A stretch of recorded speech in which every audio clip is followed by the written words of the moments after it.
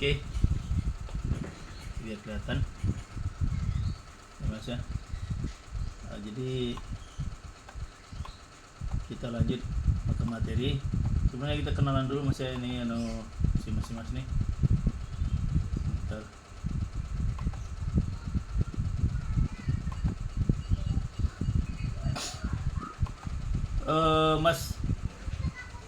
Mas Dharma Wansa, selamat siang.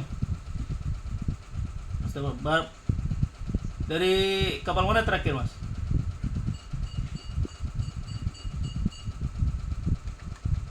Kilometer kapal kargo ya? Operasi mana tuh jalan layar?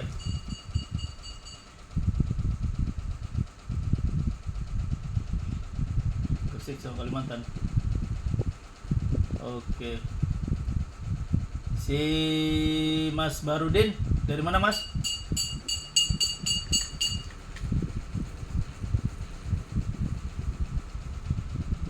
Takut sekarang belum naik lagi. Oh, takut di jalan mana operasi?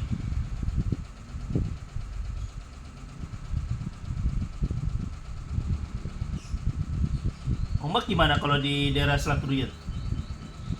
Lewat itu di atasnya antara Jambi sama ini bagus nggak? Di atasnya Dabo, di bawah Dabo. Harusnya kenceng di mana? Di Selat Durian ya?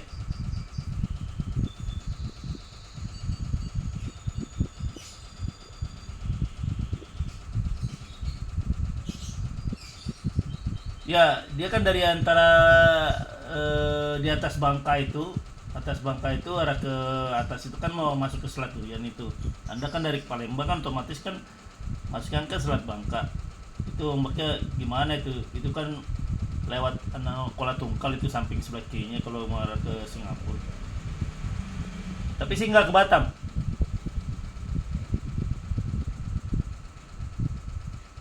Oh, angin. Dia ini ya atau karena kontainer ya, jadi dia apa menahan merewang ke ini ya, ke ke arah ini ya, ke arah darat ya. Dia cenderung lari ke darat ya. Oh iya, iya. Oke, si Mas Patin, saya udah mana nih? Ya, ya sama siang. Anda dari mana kapal terakhir? Jalan mana operasi Pak Kadir? Mana?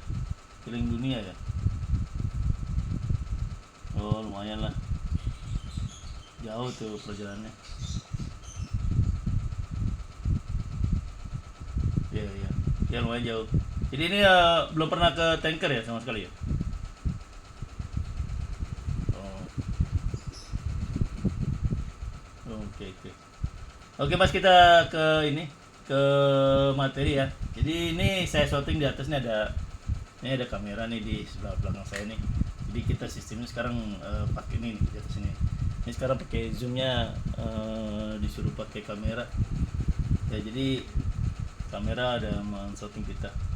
Ya oke, jadi ini penanganan kargo di bahan kimia chemical yang berbahaya. Prosedurnya ini adalah ada prosedur sebelum loading.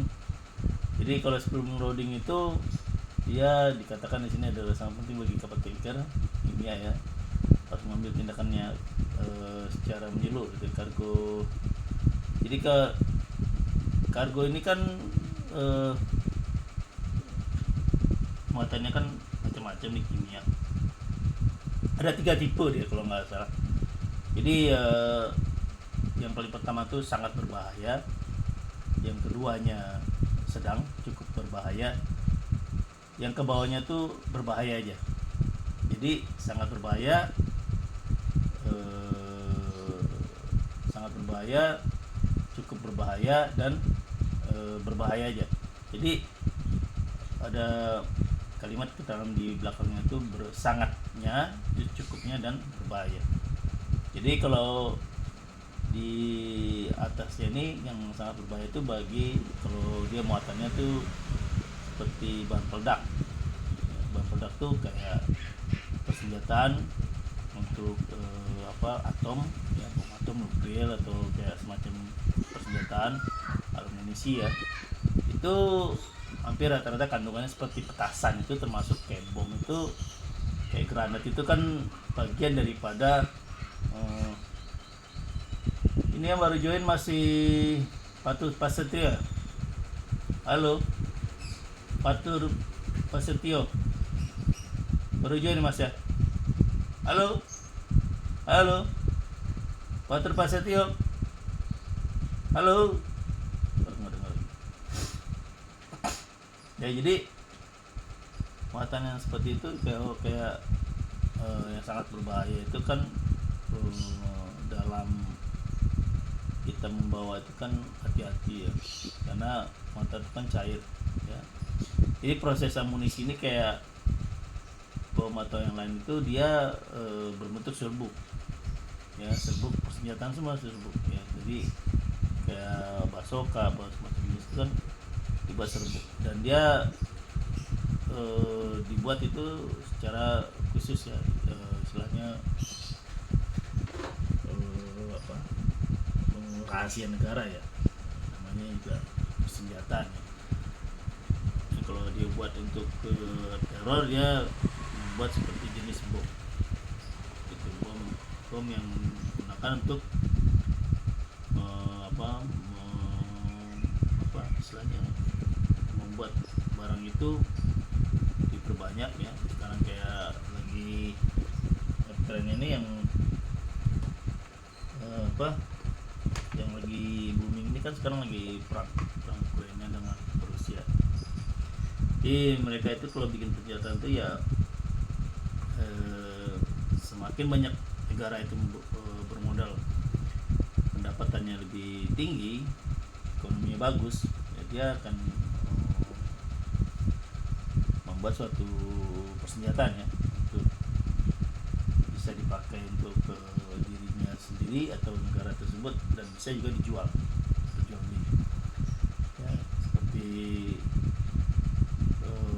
persenjataan kayak apapun, dia pasti dia membeli dengan cara kalau Indonesia di sistemnya kayak tukar ya, kayak ekspor impor itu tukar dengan ini kayak macam dulu kalau nggak salah seneng kali itu kayak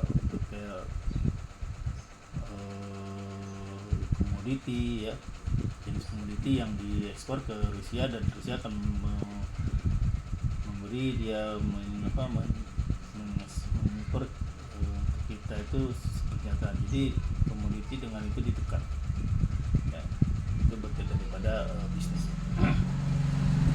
Nah itu kargo itu juga termasuk dia harus bisa ini ya, dimuat secara hati-hati ya, karena dia dalam keadaan cair itu kan dia harus tentukan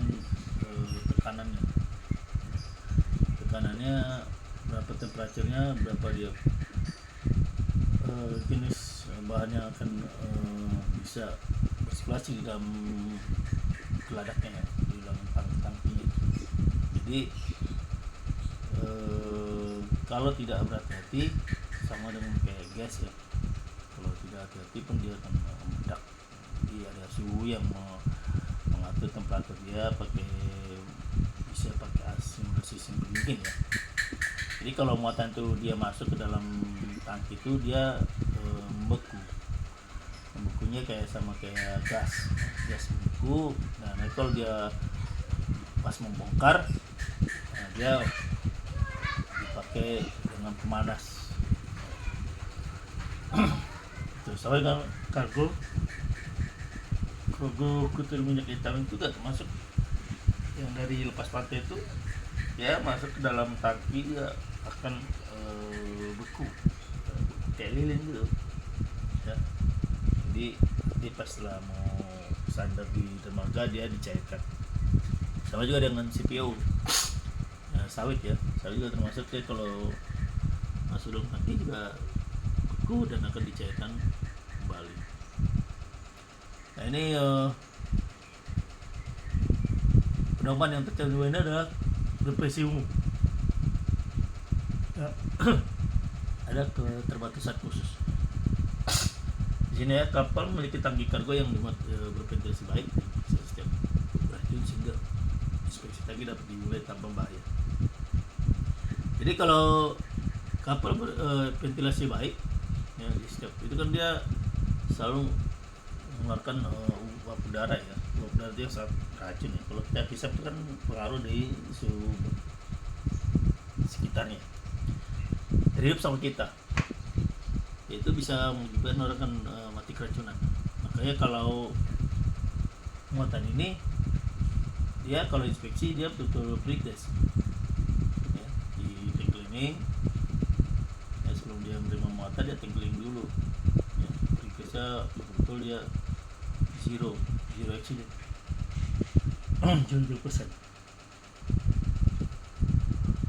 karena dia ada alatnya untuk mendeteksi tangki yang akan dimuat tersebut. Jadi tidak sembarang orang akan masuk ke daerah situ ya, karena itu wilayahnya restricted area, dangerous area ya, dangerous area yang akan menyebabkan orang mati ya. Kalau kita masuk dengan berventilasi yang atau yang udaranya yang tidak baik. Ya, terus nomor 2 pemadam api portable-nya juga ditempatkan di deck. Dia standby. Ya, jadi kalau pada saat memuat itu harus standby 1 portable atau 2 portable yang ada di sekitar manifold. Ya, gunanya untuk apabila terjadi yang tidak diinginkan itu akan standby untuk bisa dipakai. Ya, pernah saya punya kejadian pada saat kapal itu muat tiba-tiba mengeluarkan api dari manifold. Ya, dari manifold itu dapat jalur dia masuknya muatan itu kargos ya, di luar kargos itu akan terjadi suatu ya, api ya, tiba-tiba ada api yang membuat dia bakar. Segera ABK yang ada di sekitar itu dia menyemprot dengan penggunaan portable itu. Jadi api itu berasal dari tekanan uap yang tidak normal, tidak normal, dan ada gesek-gesekan yang membuat bisa jadi asap itu juga api. Ya.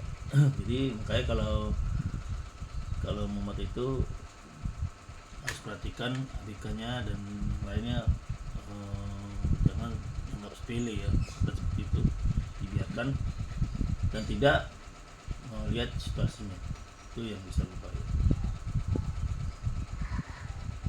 Nah, ini periksa selang kargo yang untuk memastikan tidak rusak.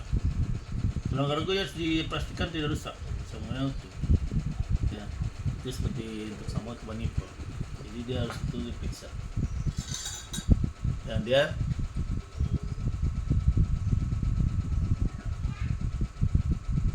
semuanya plan saya utuh.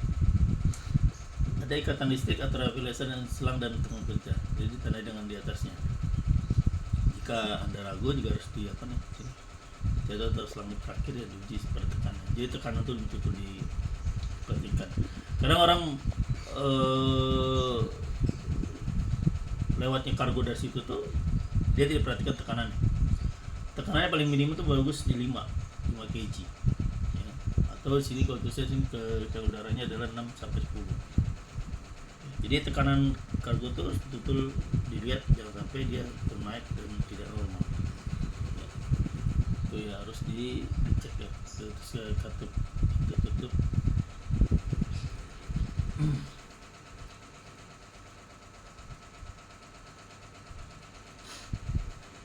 Ya, jadi plannya harus diuji di tekanannya udara pada 6 sampai 10. Tertutup dengan muatan korosif dan beracun. Untuk pelindung harus ditempatkan di atas sambungan desa selang atau panci.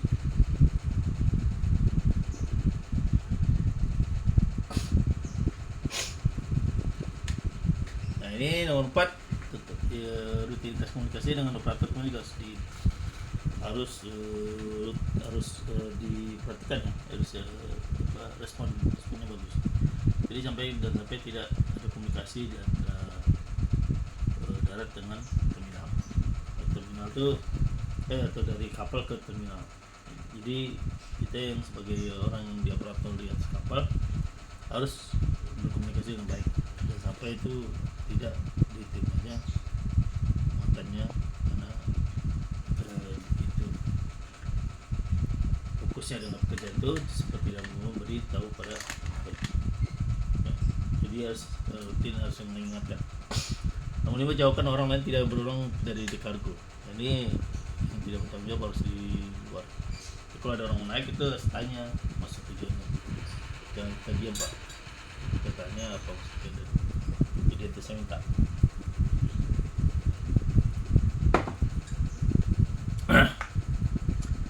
Ya terus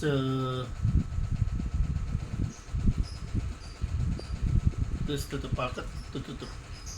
Ya, jadi pada saat mengambil alih semuanya terus tutup. Jadi solding dan tutup. Kenapa? Karena dia untuk berbahaya sendiri.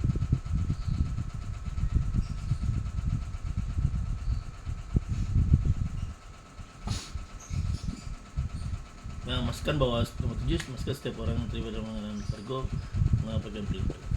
Jadi memakai pelindung yang diharuskan yang benar ya. Satu itu warna kuning yang ditempatkan di pelabuhan kita atau sandar di pelabuhan. Terus kalau pas dibongkar memuat pakai muat baju pelindungnya seperti itu. Ya gunanya jangan sampai nanti ada hal yang diinginkan Anda tidak pakai baju pelindungnya, tiba-tiba Anda dari klaim tidak mengabaikan tugas jaganya, ya, tidak memperhatikan tugas jaganya dan akibatnya terjadi kelalaian. Itu juga pelindung juga sangat berbahaya bagi kulit ya, kalau tidak Anda tidak dimasuki tubuh kita, dia akan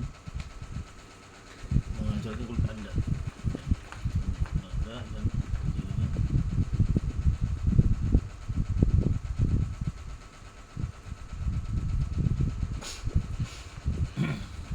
Nomor 8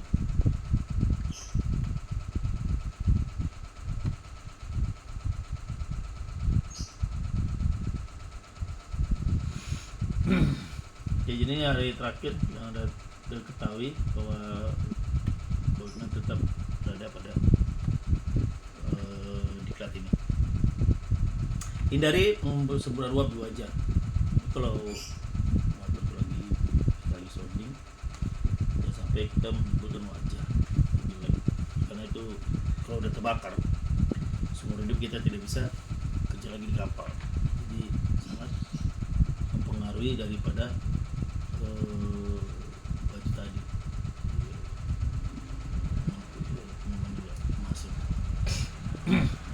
Terus jangan berdiri melawan api. Kalau kita kebakaran yang melawan api, kalau kebakaran takutnya nanti melawan api, jadi tidak sempat bisa di bawah.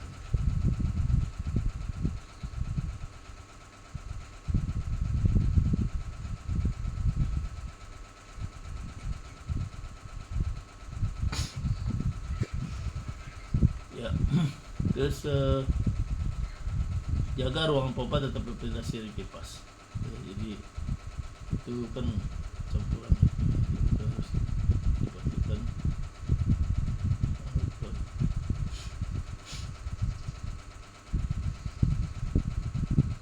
Jaga ruang pompa tetap berventilasi dengan kipas. Jadi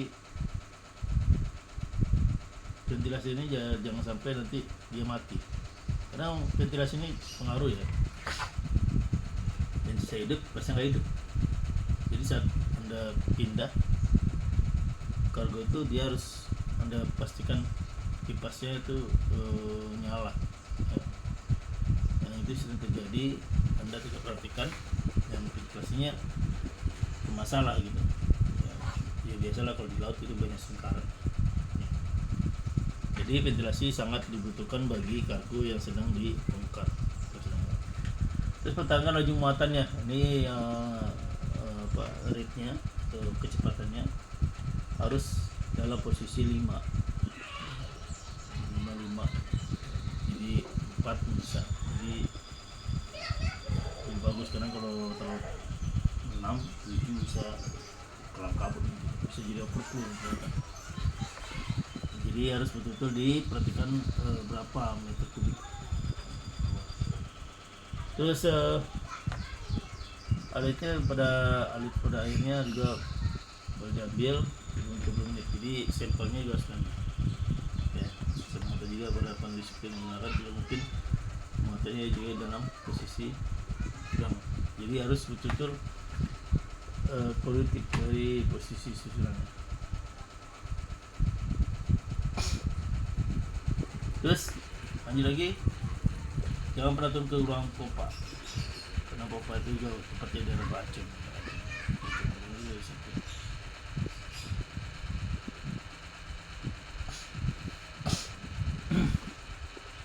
Jangan pernah turun ke ruangan pompa, jadi harus betul permisi sama malam satu ke kapten ya. Jadi jangan sampai main melonong aja ya, kalau jadi apa-apa ya ada pingsan dalam kan bingung. Jadi emang pompanya sangat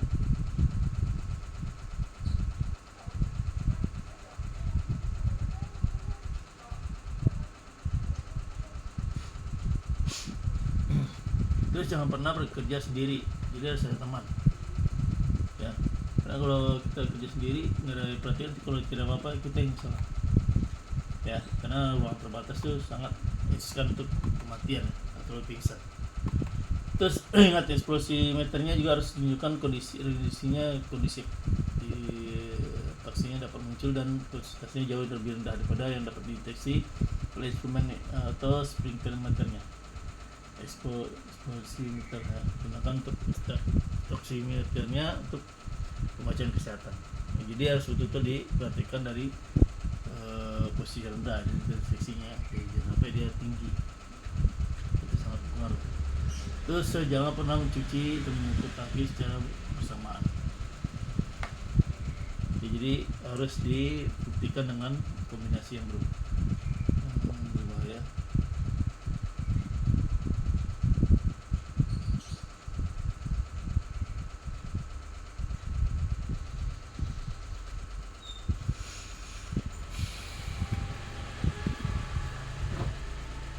Jadi ini adalah bagian daripada upaya kontaminasi dari muatan yang atau yang jadi kontaminasi dengan kita. Jadi jangan sampai kita menjadi kecelakaan akibat daripada chemical ini. Itu yang harus kita perhatikan dan harus menjaga kondisi keadaan di lapangan betul-betul kondisif dengan apa adanya yang Anda bisa buat dan bisa ditanggungjawabkan itu. Jadi muat nanti memang harus diperhatikan bagaimana cara memuat dengan baik. Oke Mas, sekarang ada yang bertanya? Kalau bertanya silakan. Yang mau bertanya? Karena ini hari Sabtu, jadi mungkin nanti sore atau malam dia akan ada evaluasi. Jadi nanti ada siap-siap untuk jangan sampai tidak melihat mengikuti daripada grup. Nanti ada evaluasi yang Anda harus ikuti dan isi formnya, itu ya evaluasi yang akan membuat penilaian daripada peserta. Ada bertanya Mas, silakan.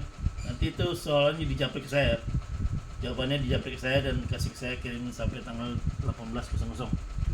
Nah Mas, kalau yang mau bertanya, silakan. Yang kalau belum paham kita bisa diskusi sini ya.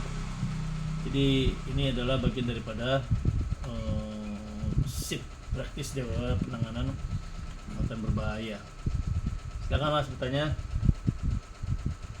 ya. Besok Anda sudah selesai dan Anda yang mau lanjut dengan satu lain silakan. Hari ini sudah selesai terakhir sampai nanti Anda tidak keluar fisiknya. Silakan Mas kalau bertanya. Halo, silakan Mas kalau mau bertanya.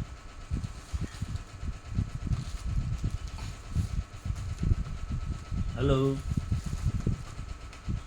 Yang mau tanya silakan.